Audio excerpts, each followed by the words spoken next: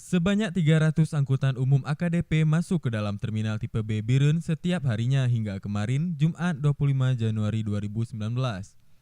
Diberitakan sebelumnya, terminal tipe B yang telah selesai dibangun beberapa tahun lalu ini mulai difungsikan kembali sejak Selasa 22 Januari lalu. Hal ini dimulai dengan dilakukannya sosialisasi oleh Dinas Perhubungan Aceh bagi sopir angkutan umum antar kota dalam provinsi untuk wajib masuk ke terminal tipe B Biren. Keadaan lapangan berjalan sebagaimana mestinya, banyak 300 yang kita hadang untuk masuk.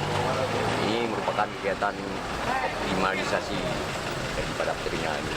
Kami memulainya jam 8 sampai jeda jam 12, kemudian jam 2 lagi sampai jam 5, itu sekitar 300.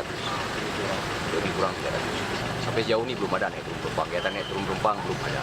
Karena loket pun belum digunakan kemarin. Kemudian persoalan L300 ini, angkutan umum ini, persoalan izin trayek. Izin trayek yang terkendala. Kalau kata supir sudah diurus, tapi perusahaannya tidak menindaklanjuti gitu Pak ya. Salah satu penumpang di terminal, Melizah, mengatakan bahwa kini sudah lebih tertib dengan masuknya AKDP ke dalam terminal. Biar lebih bagus itu ya tempatnya maksudnya lebih bagus kan. Jadi biar lebih nyaman nanti yang penumpang yang mau berangkat. Hai, good.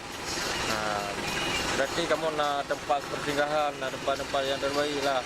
Hai, harapan ni tempat-tempat kamu tempat makan-makan, tempat musala, WC, sebagainya.